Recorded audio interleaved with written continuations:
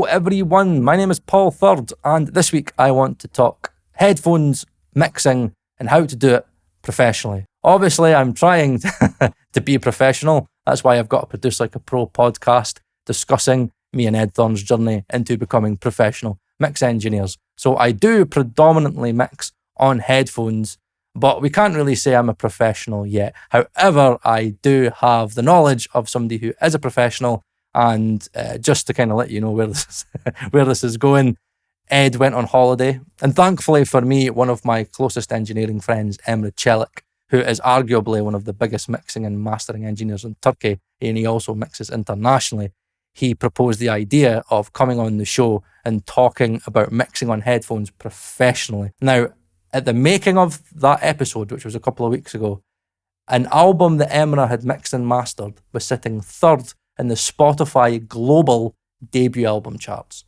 in front of Queens of the Stone Age and in front of Tom Grennan. Emrah has amassed nearly 1 billion streams on Spotify just for his mixes and masters.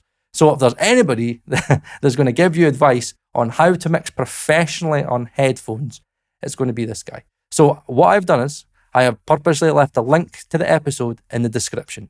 And this video is just going to be a very, very, very, very general overview of what we talked about and all of the kind of details. And it does go in depth. And trust me, Emrah, if you think I'm a trusted audio geek, Emrah is up here. Like he's me multiplied. So let's just get straight into it. Here's a general overview of what you can do to mix professionally on headphones and possibly answer a few queries in regards to how your headphone mixes aren't translating to speakers. The easiest thing, right? Your headphones, right? Number one, your headphones. You need to invest in a good set of headphones. I've got to be careful in what I say because you kind of do get what you pay for, but not in regards to like £2,000, £3,000. You're in the kind of the laws of kind of diminishing returns from that point. But just so everybody's aware, Emrah for years, and me on Emrah's recommendation, I've been using this, which is the Harman Sundaras, right? And these only cost like 300 odd quid retail, and you can get them secondhand for like 180 odd quid or whatever. I can't really remember. But me and Emrah were mixing on those. Like Emrah was mixing professionally, getting number ones in Turkey on Harman Sundaras. Now, Emrah is hybrid. He has a very, very, very expensive speaker setup, but he predominantly mixes on headphones. And it may surprise many people that like a guy that has a very expensive monitoring setup was using a pair of these, like cheap Harman Sundaras. Yes, they might be relatively cheap, but like build-wise and sound quality-wise, they sound amazing. Detail, clarity, bass response, sound stage. I've been mixing on them for years, and Emrah was mixing on them for years. Until recently, and Ben, this isn't sponsored, but just so everybody knows, these are the Harman and Anda Nanos. Odysseys in like the Harman Sundaras, right? These are like sticking a good pair of KRKs on your head. These are like sticking an awesome pair of PMCs on your head. The punch, the transients, but the detail. I've never heard detail like that on headphones. It actually takes a bit of a while to get used to because you're like, oh my God, this is like, I'm not used to this much detail. And it's still like, I think it's like £600, £700. They're still like half the price of Odysseys. So you don't need to necessarily spend thousands and thousands on your headphones. But, you know, there is like investment as a word with many, many meanings. And you could invest your money, but you can also invest your time. And what I mean by that is like, for example, when it comes to these, like the Harman Sundaras, right? Before Emrah decided to go for the Harmans, he researched all of the headphones. And a great place that you can kind of go just to give you a lot of the sciencey kind of geeky stuff is Audio Science Review, and Emrah properly tests headphones, and he has an awesome setup as well. I'm pretty sure it's the RME, so the ADI that he uses, the Pro FS, and like he tests distortion levels, how hard they are to drive, frequency response. He tests everything. So there is a kind of certain thing where you kind of do get what you pay for, but just be very, very, very mindful that it's all about your research, and there are gems out there. And when I say we, me and Emrah and many others use planar magnet headphones over dynamic headphones. You can get great mixes using dynamic headphones like Sennheiser HDs. There is a specific reason why we advise to mix on planar magnet headphones. And if you want the full detail as to why, check the link in the description down below and listen to the podcast episode. Right, okay, so you've invested your time and your money wisely, and you've got a good set of headphones for your ears.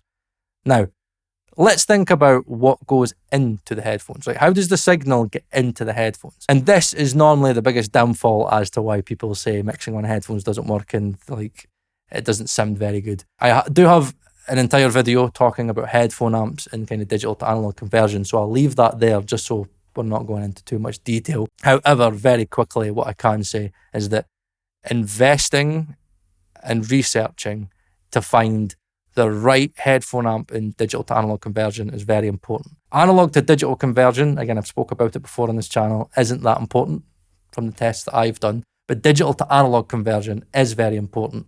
And, that's the reason why I invested in the topping DX7 Pro Plus. However, if you're on a limited budget and you have an interface, like say an Audion or a Focusrite or just like a budget interface, then normally the headphone amps are normally pretty shit. Okay, think about it like an interface, they're small. I've talked about this before. So I would advise in investing in a headphone amp. You don't need to go super expensive. The topping L30 Mark II, was it like 150, 160 quid or something like that. However, if you can raise the budget a little bit, I would advise you to get a good DAC amp. So you've got a high quality DAC, digital to analog conversion, as well as a very high quality headphone amp. And you could have an interface for recording and, a setup for monitoring. So I advise that you watch the video that I've got up here and in the description so you can have a better idea about digital to analog conversion and the importance of headphone amps. Right, okay, so you've invested your time and your money on getting the right set of cans, and you've invested correctly to ensure that you don't have a bottleneck that's affecting the overall sound going into the headphones, right? So you've got a great sounding setup. How do you then get these headphones and that setup to translate to monitors? I love how I'm pointing there because I've got monitors sitting there. So how do you do that? Now, Emrah went into detail about this, right? So again, it's just going to be a very general overview. Now, the quick and simple answer is a good Harman curve. Now, I say good Harman curve because there isn't a really specific Harman curve. It could be tailored and everybody's kind of hears things slightly different. When we were using the Hyphemans and Daras, Emrah had his own Harman curve. And what's really great about Audio Science Review is that Amir always gives you a corrective Harman style curve. So if he reviews a headphone and it's, again, very high quality to his standards and his tests, he also gives you a curve as well that you can use. And if you feel that you maybe need to tweak it and the low end response maybe it isn't the way you want it to be, you can make slight adjustments to it as well, because again, everybody hears things differently. But like this whole thing about, again, using SonarWorks and giving you a completely flat headphone response, I used to think that it's complete bollocks. It's complete bollocks.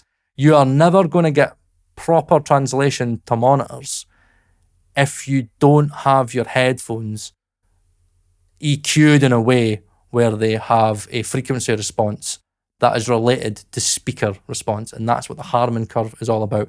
Emrah goes into full detail in the podcast. Honestly, guys, this episode is probably the best discussion on mixing on headphones professionally that I have ever heard. So generalized, again, just for this video, but please check out the link in the description. And please, it's only 45 minutes. If you want to know exactly why you should be using a Harman EQ curve that's for your specific headphones, then I do suggest that you please listen to that episode. Now, very, very quickly, you don't need to do it yourself. You have D-Sonic real phones, and you also have got Slate VSX as well, which actually Emrah said in terms of translation, everything just kind of is probably the best set of headphones in combination with software that translates unbelievably well to monitors. Right, so you've invested your time and your money on getting the right set of cans for your ears, and you have sorted out the bottleneck, so you've got clean power enough to drive your headphones, and you've also got high quality digital to analog conversion so you could hear all the details. And you've also got a frequency response curve that's tailored to speakers, which helps your translation. However, what that doesn't solve is, obviously we think about headphones, The issue that we've got is that right's going into the right, left is going into the left. And if we think about the way that monitors work in a room, we obviously don't have that because we have what's called crosstalk, which is, again, I'm even getting confused myself, is you've got right speaker, left speaker, and you think about it, they both still travel to the left and right ear. Where in headphones, you're just receiving the left and you're just receiving the right. So how do you solve this with headphones? Now, what you need to do is you need to have a high quality crosstalk algorithm. Now, the great thing about D-Sonic real phones is that this is all built in. Now, from what I remember, D-Sonic's frequency calibration is basically tailored to an anechoic chamber.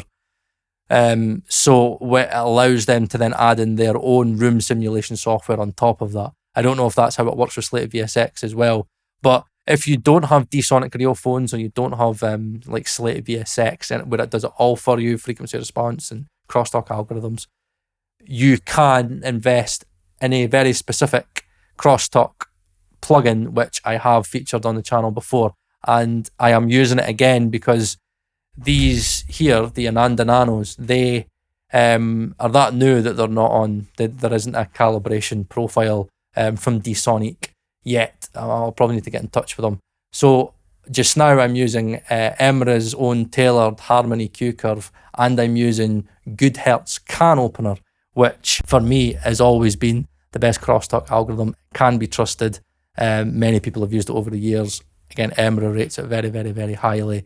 And I just use the Mix Engineer preset, and that's it, good to go. I can't remember. Emrah sent me a screenshot, and I can't remember if he maybe tweaked a few things, but most people that I know just use the Mix Engineer preset. I'm pretty sure that's what it is. And genuinely, guys, that's really it. Like if you do those stages right, there should be no reason why your mixes don't translate to other systems and why they don't translate to speakers. When you've got this system, I think the last hurdle that everybody falls down it is that they don't give it enough time.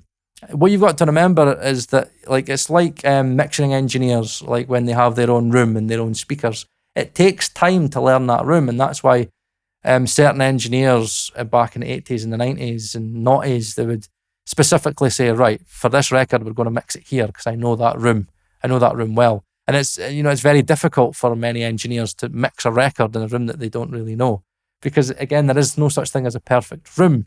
So you need to take the time to do 3, 4, 5, 6, 10 mixes. The sound stage on like these planar magnet headphones just sound unbelievable. I've got a £2,000 pair of HOFA Audivinas, and I use them for tracking. But see, for mixing, like you've never heard a pair of closebacks that have so much bloody space that just like, you're just like, oh my God, like I didn't even know a record could sound this wide. It sounds even fucking better than monitors.